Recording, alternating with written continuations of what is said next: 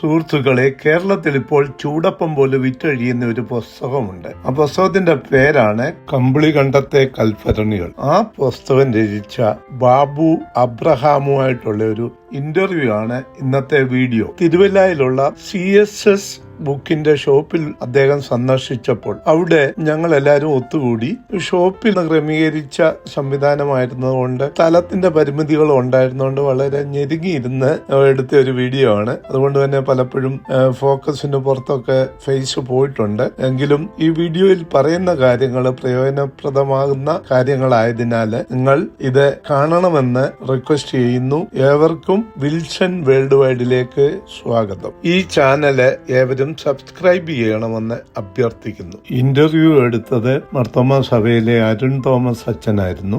ഒരു ലൈഫിന്റെ ഒരു സ്മെല്ലുള്ള, ജീവന്റെ തുടുപ്പുള്ള ഒരു ജീവിതത്തിന്റെ ആവിഷ്കാരം മുഹമ്മദ് ബഷീറിന്റെ ബാല്യകാല സഖി വായിച്ചിട്ടുള്ളവർക്കെല്ലാം അറിയാം. അതുപോലെ ഒരു ലൈഫിനെ നമുക്ക് സെൻസ് ചെയ്യാൻ പറ്റും. ഒരു ജീവന്റെ ഒരു ചൂടും ചൂരും വേദനയൊക്കെ നമുക്ക് സെൻസ് ചെയ്യാൻ പറ്റുന്ന ഒരു എഴുത്ത് നമുക്ക് സമ്മാനിച്ച ഒരു ജീവിതത്തെ ആണ് നമ്മൾ ഇന്ന് മുഖാമുഖം കാണുന്നത്.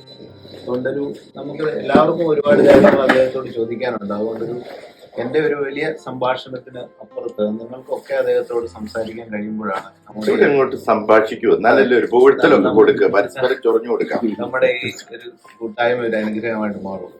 ഞാനിന്ന് വരുമ്പോ അത്തനേഴ്സ് സിനിമേനെ ഒരു നിമിഷം കൂടി ഓർത്തിട്ടാണ് വരുന്നത്. കാരണം അത്തനേഴ്സ് സിനിമേനയുമായിട്ടുള്ള വലിയൊരു ആഴമായ ബന്ധം അദ്ദേഹത്തിന് ഈ പുസ്തകത്തിൽ എഴുതി. സിനിമേനയുടെ മുറിയിൽ ഒരു പുറത്തോട്ടിരിക്കാനായിട്ട് ഒരു ചെറിയൊരു സ്ഥലമുണ്ട്. തിരുമേനിയുടെ ഏറ്റവും സന്തോഷമുള്ള ഒരു നിമിഷങ്ങളെല്ലാം അവിടെ ഒരു കസാര ഇട്ടിരുന്ന് പുറകിൽ ഇങ്ങനെ ദീർഘദൂരത്തിൽ കാണുന്ന ഈ കണ്ടം നോക്കി ഇരിക്കുന്ന ഒരു രീതി ഉണ്ടായിരുന്നു തിരുമേനിക്ക്.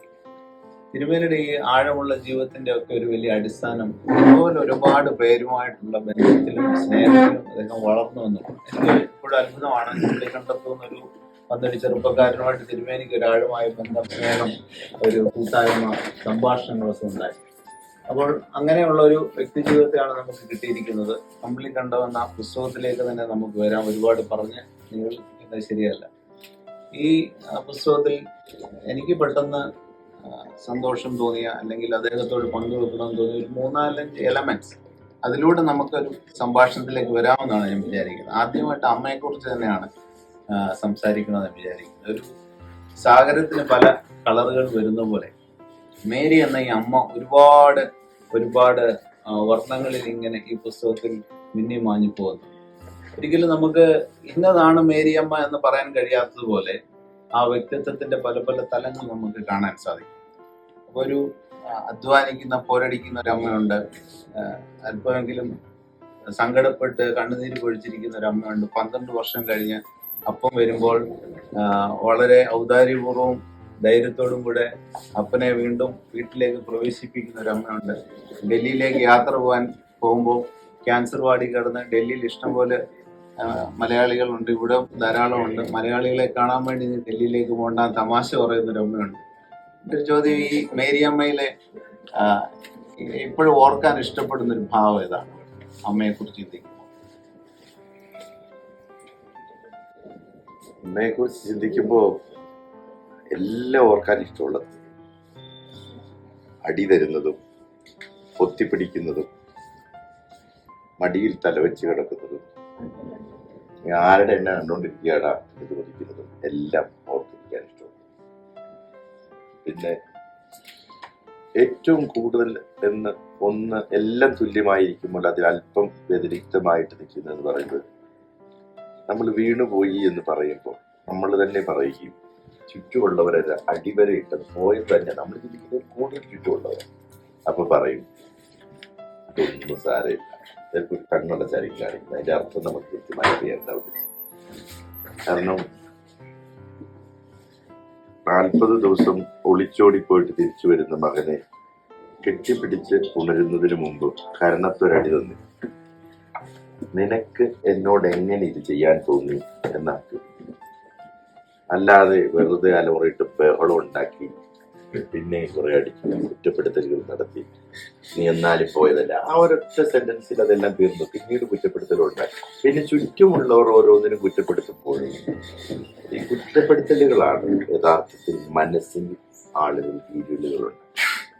കാരണം നമ്മളോട് ചേർന്ന് നിൽക്കുന്ന നമ്മളുടെ സഹോദരങ്ങള്, നമ്മളുടെ മാതാപിതാക്കള്, നമ്മളുടെ പാസ്റ്റേഴ്സ്, നമ്മളുടെ സഹവിശ്വാസികള്, അല്ലെങ്കിൽ സമൂഹത്തിലെ മറ്റെല്ലാം ടീച്ചേഴ്സ് എല്ലാം നമ്മളിൽ നിന്ന് ചില കാര്യങ്ങളൊക്കെ എക്സ്പെക്ട് ചെയ്യണം. അവര് ക്രിയേറ്റ് ചെയ്തിരിക്കുന്ന നമ്മളെ കുറിച്ചൊരു ബിംബമാണ്.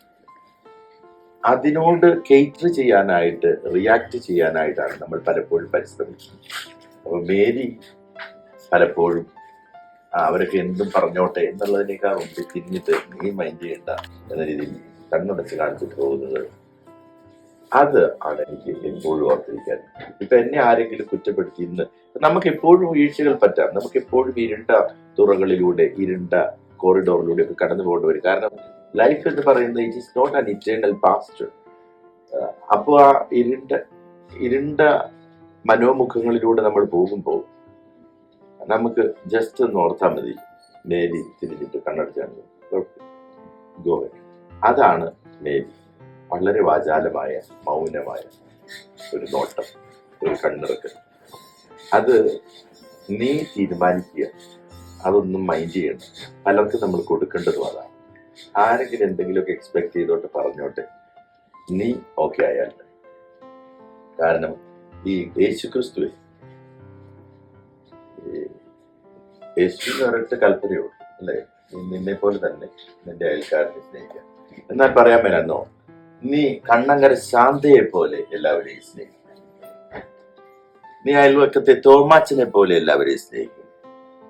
നീ മെത്രാച്ചനെ പോലെ എല്ലാവരെയും സ്നേഹിക്കും. അങ്ങനെയൊന്നും അല്ലല്ലോ പുള്ളി പറഞ്ഞത്. നീ നിന്നെ പോലെ തന്നെ നിന്റെ അയൽക്കാരനെ സ്നേഹിക്കണം. എന്താണ് അതിന്റെ അർത്ഥം? കാരണം ഏറ്റവും കൂടുതൽ നമ്മൾ സ്നേഹിക്കുന്നത് നമ്മളെയാണ്. ഏറ്റവും കൂടുതൽ നമ്മൾ സ്നേഹിക്കേണ്ടതും നമ്മളെയാണ്. കൽഭരണികൾ നിറഞ്ഞിരുന്നാൽ മാത്രമേ കാലിയായിട്ട് അപ്പുറത്ത് നിൽക്കുന്ന ഈ മാനേജർക്ക് ചോദിക്കുമ്പോൾ ഇച്ചിരി പകർന്നു കൊടുക്കാൻ നമുക്ക് സാധിക്കുള്ളൂ. ശരിയല്ലേ മാനേജര്? മാനേജർ പറയാണ് എന്നോട് ഇച്ചിരി കാപ്പി ഇങ്ങ് തന്നെ, അല്ലെ ചായ തന്നെ എന്ന് പറയുമ്പോൾ അത് കൊടുക്കണമെങ്കിൽ എൻ്റെ പാത്രത്തിൽ നിറച്ചുണ്ടാവണ്ടേ? ഇത് എൻ്റെ ഗ്ലാസ് നിറഞ്ഞിരിക്കണം. നമ്മളപ്പോൾ ഈ കൊടുക്കും തോറും എപ്പോഴും നമ്മളുടെ നിറച്ചുകൊണ്ടിരിക്കണം. നിറയ്ക്കുന്നില്ലെങ്കിൽ പകർന്നു കൊടുക്കാൻ ശൂന്യമായ ഗ്ലാസ്സുകളൊക്കെ ഉണ്ട്. ശൂന്യമായ ഗ്ലാസ്സുകളിൽ നിന്ന് എന്ത് പകർന്നു കൊടുക്കും? ഇപ്പൊ എന്റെ കൂട്ടുകാരൻ അൻസിലാണെങ്കിൽ ഇപ്പൊ ആകെ അൺകംഫർട്ടബിൾ ആവുക. ഇനി ഇത് നിറയ്ക്കാൻ പോകണം, പകർന്നു കൊടുക്കാൻ പോകണം.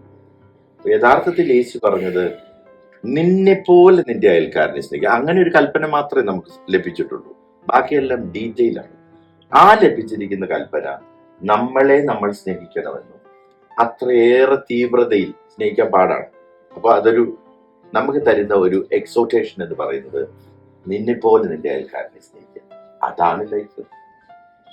അതാ ലൈഫ്. നമ്മുടെ പ്രോസസ് എന്ന് പറയുന്നത് മുഴുവൻ അത്രേ ഉള്ളൂ. പൂർണ്ണമായിട്ടത് പറ്റില്ല. പക്ഷെ നമ്മളെ അങ്ങ് സ്നേഹിച്ചോടുക. പക്ഷെ അത് പിടിച്ചു വെക്കരുത്. അത് നാർസിസിക്കാം.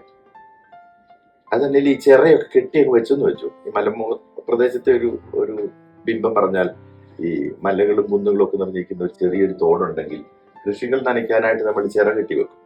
ആ ചിറ കെട്ടി വെക്കുന്നത് അങ്ങനെ ഇടയ്ക്ക് ചിരിച്ചൊക്കെ അവിടെ ഇവിടെയും തുളയിട്ടൊക്കെ തുറന്നു വിടണം. ഇല്ലെങ്കിൽ പെട്ടെന്നൊരു മഴ വരുമ്പോൾ ഇതെല്ലാം കൂടി ഇടിച്ചു പൊട്ടിയങ്ങ് പോകും. അപ്പൊ നമുക്കും ഇതിലൊരു സാധനം. അപ്പൊ ഈ സ്നേഹം കോരി നിറയ്ക്കുകയും ചെയ്തിട്ട് അത് ആർക്കും കൊടുക്കാതെ പിടിച്ചു വെക്കണ്ട. കാരണം പെട്ടെന്നുണ്ടാകുന്ന ഒരു മഴയിലോ കാറ്റിലോ പേമാരിയിൽ ചിറ പൊട്ടിപ്പോവും. അത് ചുറ്റുമുള്ളിടത്ത് മുഴുവൻ നാശനഷ്ടവും ഉണ്ടാവും. നമ്മക്കൊട്ട് സാധനം ഇല്ലാതെയാവും. അപ്പൊ അതുകൊണ്ട് എന്ത് ചെയ്യണം? നമുക്ക് കിട്ടിയത് നമുക്ക് കൊടുത്തോളുക. തീർന്നു പോകുന്നു തോന്നുന്നതിന് മുമ്പേ തന്നെ പെർമനന്റ് ആയിട്ട് ഈ സ്നേഹം നമ്മൾ നിറച്ചു വെച്ചോണ്ടിരിക്കുക. പിന്നെ നിറയ്ക്കാൻ പല മാർഗമുണ്ട് കേട്ടോ. വൈകുന്നേരം നമ്മൾ മെസ്സഞ്ചറിൽ പോവുക, പല ടെലിഗ്രാമിൽ പോവുക, അങ്ങനെയൊക്കെ നമുക്ക് നിറയ്ക്കാൻ പല മെത്തേഡുകളുണ്ട്. നമ്മുടെ മെത്തേഡ് നമ്മൾ തന്നെ തീരുമാനിക്കും എന്താണ് വേണ്ടത്. ഒരു വയറ് അത് നമുക്ക് ഈ വായയുടെ മുഴുവൻ സമയത്ത് നമുക്ക് ഫീൽ ചെയ്യും. വിശപ്പ് മിസ് ചെയ്യുന്നുണ്ടല്ലോ? ഇല്ല, എനിക്കിപ്പോഴും വിശപ്പുള്ള ആളാണ്. ഞാൻ ഈ അച്ഛനെ ഫോണിൽ വിളിച്ച് പറഞ്ഞു. എൻ്റെ ഭാര്യ എന്നെ വീഡിയോ കോളിൽ വിളിച്ചുകൊണ്ടിരിക്കുമ്പോഴാണ് അച്ഛ ഓശിസിനെ വിളിച്ചിട്ട് ഇച്ചിരി ചായ ഒരു ഫ്ലാസ്കിൽ വെച്ച് പാല് കുറച്ചെടുത്ത് കുറച്ചേറെ വെച്ച് ഇടയ്ക്കിടയ്ക്ക് കുടിച്ചുകൊണ്ടിരിക്കും. പിന്നെ ഇച്ചിരി വടയോ സാധനങ്ങളോ ഒക്കെ ഉണ്ടെങ്കിൽ നല്ലതായിരുന്നു. അന്നേരം എൻ്റെ ഭാര്യ എന്നോട് ചോദിച്ചു, അവരുള്ളെങ്കിൽ തരികയില്ല, നിങ്ങൾ ചെല്ലുന്നതിന് മുമ്പേ ഭക്ഷണം ചോദിക്കുവാണോ? അത് ഓരോരുത്തരും നമുക്കിടെ അതെന്നാന്നറിയോ, ഈ വിയോജിക്കാനുള്ള സ്വാതന്ത്ര്യം ഇല്ലാത്തപ്പോൾ എന്ത് സ്നേഹമാണുള്ളത്? പക്ഷെ ആളുകൾ എക്സ്പെക്ട് ചെയ്യുന്നത് നമ്മൾ അങ്ങനെ ഒരു അൻസിന്റെ വീട്ടിലേക്ക് ചെല്ലുമ്പോഴേക്കും ഞാൻ പറയാം, എടാ എനിക്ക് ഈ പരിപ്പ് സാധനം ഒന്നും വെച്ചേക്കരുത് കേട്ടോ, ഞാൻ പന്നി കൂട്ടിയായിരുന്നു നിനക്ക് അറിയാവോന്ന് അറിയത്തില്ല, എനിക്കാണ് നീ ഇച്ചിരി ബീഫ് വറുത്ത് വെച്ചേക്കണം കേട്ടോ, ഈയിടെയായിട്ട് മീൻ കഴിച്ചിട്ട് ഒത്തിരി എടാ നീ എന്നാ മീനൊക്കെ ആ മീനുണ്ടോ, നെയ്മീനുണ്ട് കരിമീൻ, എനിക്ക് അതൊന്നായിരുന്നു ഇച്ചിരി മത്തി വെട്ടി വറക്കാവോ എന്ന് ചോദിക്കും. അങ്ങനെ നമ്മൾ അങ്ങോട്ട് പറയല്ല. അതെന്തുകൊണ്ടാണ് നമ്മൾ പറയുന്നത്? നമുക്ക് നിബന്ധനകൾ വെക്കാതെയാണ് ജീവിക്കുന്നത്. നമ്മൾ എന്ന് പറയുന്നത് the self that we have determined ourselves to be. If it is അവരുടെ നോട്ടവും അവരുടെ വിധിയും ഒക്കെ നമ്മളെ നിർണയിക്കുന്ന ഘടകമായിട്ടാണ് നമ്മൾ കാണുന്നതെങ്കിലാണ് ഈ അൻസിൽ എന്തോർക്കും, അവൻ എന്തോർക്കും, അവള് അച്ഛൻ എന്നാ ഓർക്കും. പലപ്പോഴും നമ്മൾ പിള്ളേരോട് പോലും പറയുന്നത് എന്നാ, പള്ളി ചെല്ലുമ്പോൾ വർത്താനം പറയരുത്, അച്ഛൻ വഴക്ക് പറയും, അങ്ങനെ ചെയ്യരുത്, മെത്രാച്ചൻ എന്നാ ഓർക്കും. ഈ മെത്രാച്ചൻ ഓർത്താൽ നമുക്ക് എന്നാ ചെയ്തു, അച്ഛൻ ഓർത്താൽ നമുക്ക് എന്നാ ചെയ്തു, ഉണ്ടോ എന്തെങ്കിലും പ്രശ്നമുണ്ടോ? ഇതാകെ കൂടി ഒരു കൽപ്പനയല്ലേ ഉള്ളൂ കൊച്ചച്ച. അപ്പൊ പിന്നെ എനിക്ക് പറയത്തില്ലേ ഇപ്പൊ അച്ഛൻ എനിക്ക് വേണ്ടിയിട്ട് ഇവിടെ എന്താ ഈ ഫാഷനബിൾ ആയിട്ട് സെറ്റപ്പ് ജ്യൂസ് ഒക്കെ ഉണ്ടാക്കി വെച്ചു, എനിക്ക് എന്നോടൊന്നും ഒരു താല്പര്യമില്ല. ഞാനിവിടെ വരുമ്പോ മുട്ട പപ്സും മറ്റേ പപ്സും ഒക്കെ വെച്ചു, എനിക്ക് നോക്കുന്നതേ ഇഷ്ടമില്ല. ഇനി സെബേറിയോസ് അച്ഛന്റെ വീട്ടിൽ ചെല്ലുമ്പോ അച്ഛൻ വൈകുന്നേരം എനിക്ക് അയാൾ ഫ്രാൻസിൽ നിന്നൊക്കെ വരുമല്ലേ, എന്റെ ഫ്രണ്ട് ഉണ്ടാവും, ഞാൻ ഫ്രഞ്ച് ഫുഡുകളൊക്കെ ഒരു താല്പര്യമില്ല, ചോറും മീൻകറിയും തിരിഞ്ഞു. ആ സാധനമാണ് എനിക്ക് തരാൻ പറ്റുന്ന ഏറ്റവും നല്ല എന്നാ forest cake, black forest cake, അതെനിക്ക് കാണാൻ പറ്റത്തില്ല. അപ്പോ വിശപ്പ് എന്ന് പറയുന്നത് നമ്മൾക്ക് അന്നത്തെ വിശപ്പ് എനിക്ക് ഇപ്പോഴും ഉണ്ട് കേട്ടോ, പോയിട്ടില്ല. എനിക്ക് ഭക്ഷണം കഴിഞ്ഞ് ഞാൻ ജീവിക്കുന്നത് തിന്നാനാണ്, അത് യാഥാർത്ഥ്യമാണ്, അത് മാറിയിട്ടൊന്നുമില്ല. എനിക്ക് ഇപ്പോഴും നല്ല ഭക്ഷണമൊക്കെ തരുന്നത് ഭയങ്കര ഇഷ്ടമാണ്. ഇവനാണ് കഴിഞ്ഞ പ്രാവശ്യം ഞാൻ ഇവനെ കാണാൻ വന്നു, ഞങ്ങൾ കുറെ നേരം വർത്താനം പറഞ്ഞിരുന്നു. ഈ അൻസില ഇവൻ ഭയങ്കര തിരക്കാ, സഭയുടെ ട്രസ്റ്റ് മറ്റേത് വക്കീൽ അവിടൊക്കെ എല്ലായിട്ട് പോകും. ഇവൻ ഒരു ശാലം എന്നാ നമുക്ക് ചോറുണ്ടാലോ അവിടെ പോയി, ചോറുണ്ടെന്ന സമയമല്ല, എനിക്കങ്ങനെ സമയമൊന്നുമില്ല, എപ്പോൾ തന്നാലും തിന്നുന്നുള്ളത് ഇവൻ കൃത്യമായിട്ട് അറിയാവുന്നു.